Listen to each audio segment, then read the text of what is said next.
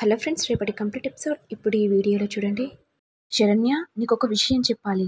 ఏంటంటే నీకు నేను విడాకులు ఇవ్వాలనుకుంటున్నాను. ఇదిగో డివోర్స్ పేపర్స్. ఏంటండి, ఏం మాట్లాడుతున్నారు? ఈ డివోర్స్ పేపర్ ఏంటి? మీ సంతోషం కోసం నేను దూరంగా ఉంటున్నాను కదండి. అవునా మహానటి, అంటే నువ్వు నా సంతోషం కోసం దూరంగా ఉంటున్నావా? సరే అయితే, మరి నువ్వు నా సంతోషం కోసం చూస్తున్నావంటే మరి ఈ విడాకుల పేపర్లపై సంతకం పెట్టు. మరి నేను ఇంకా చాలా హ్యాపీగా ఉంటాను. నేను హ్యాపీగా ఉండడం నీకు ఇష్టం కదా! అయితే మరి ఈ డివోర్స్ పేపర్‌పై సంతకం పెట్టు అని దర్శన్ అనేసరికి శరణ్య ఏడుస్తూ ఉంటుంది. ఏంటి శరణ్య, ఎందుకు ఏడుస్తున్నావు? మళ్ళీ ఏడ్చి బెదిరించి నన్ను సాధించాలనుకుంటున్నావా? మా అమ్మ దగ్గర సాగినట్టు నా దగ్గర సాగవు. నువ్వు అమాయకపు ఫేస్‌తో ఏడిస్తే నేను కరిగిపోతాను అనుకున్నావా? నువ్వు నా జీవితాన్ని ఆడుకున్నావు. నేను దేనికి పనికిరానని ఉత్తరంలో రాసిపెట్టావు కదా! మరి అప్పుడు లేని ఏడుపు ఇప్పుడు ఏడ్చేస్తున్నావా? నువ్వు పెద్ద కిలాడివి. ఏంటి శరణ్య, ఎందుకు ఏడుస్తున్నావు? అంటే నువ్వు ఏడుస్తున్నావని ఎవరైనా చూసి నన్ను కోప్పడాలని చూస్తున్నావు కదా! అయ్యో, అలా నేనెందుకు చేస్తానండి? మీరు డివోర్స్ పేపర్స్ ఇస్తా అనేసరికి బాధ అనిపించి ఏడ్చానండి.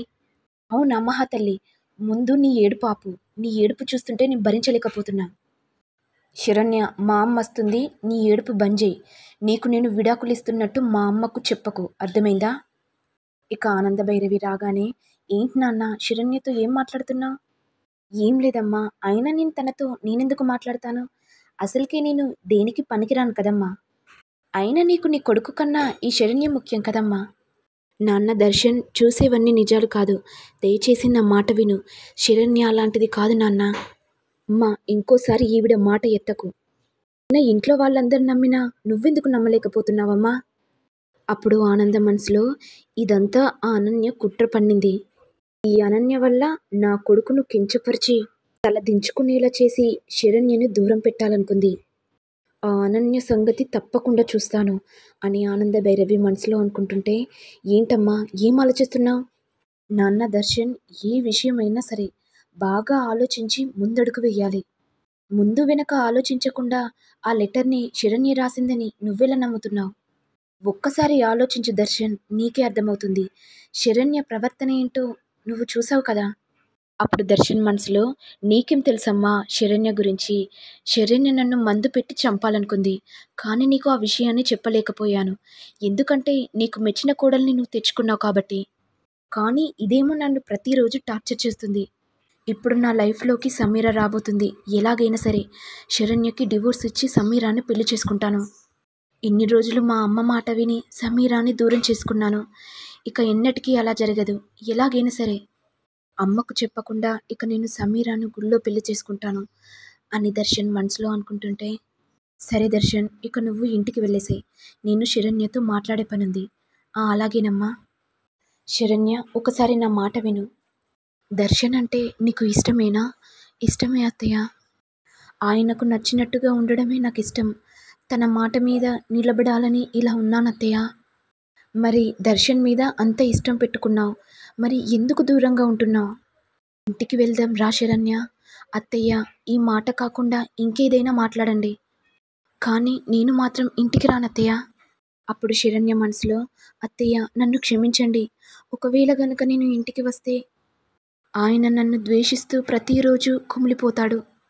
అయినా ఆ లెటర్ని నేను రాయలేదని ఎవరు చెప్పినా నమ్మరు. ఈ నిందను కూడా నేను భరిస్తాను. ఎందుకంటే ఆయన కోసం, ఆయన ఇష్టం కోసం. ఏంటి శరణ్య, ఏం ఆలోచిస్తున్నావు? ఎందుకు ఏడుస్తున్నావు? నీ మనసులోని బాధను ఈ అత్తయ్యకు చెప్పు. ఏదైనా ఆపదొస్తే అమ్మకు చెప్తావు.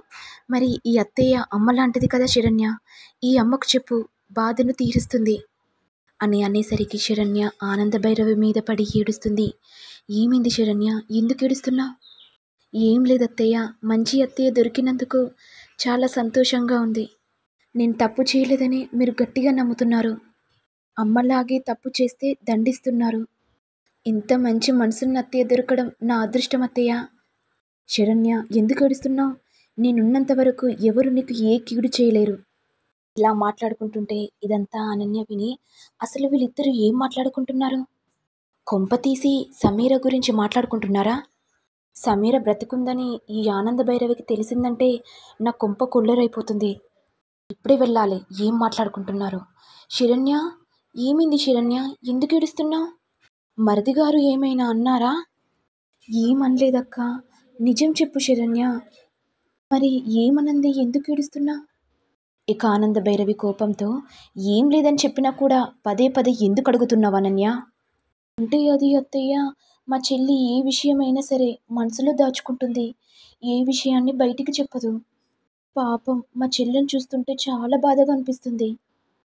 ఇంతలో లీలావతి వచ్చి, అయినా నా దర్శన్ని ఇంత మాట అని మళ్ళీ ఎలా ఏ మొహం పెట్టుకొని వచ్చావు శరణ్య?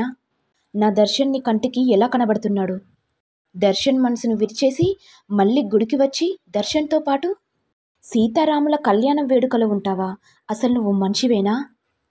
అని అనేసరికి శరణ్య అక్కడి నుంచి వెళ్ళిపోతుంది. ఇక శరణ్య ఇంటికి రాగానే తన తాళిబొట్టును చూసుకుంటూ బాగా ఏడుస్తుంది. ఏవండి, మీకు నేను ఏం తప్పు చేశానని నాకింత ద్రోహం చేస్తున్నారు? ఆయన బాగుండాలి, ఆయన కోసం నేనేమైనా చేస్తాను అనుకుంటూ శరణ్య తన రూమ్లోకి వెళ్ళి ఉరివేసుకుంటుండగా ఇంతలో గీతా విశ్వనాథం చూసి శరణ్యను కాపాడతారు. ఏంటమ్మా, ఏం జరిగిందమ్మా, ఎందుకు ఇలా చేస్తున్నావు? అప్పుడు శరణ్య బాగా ఏడుస్తూ, అమ్మా, ఆయన నాకు విడాకులు ఇవ్వాలనుకుంటున్నాడు. ఇక నేను బ్రతికి ఏం లాభం అమ్మా, అందుకే చనిపోవాలనుకుంటున్నాను.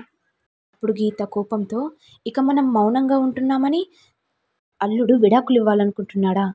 పద శరణ్య, ఆనంద భైరవితో మాట్లాడదాం.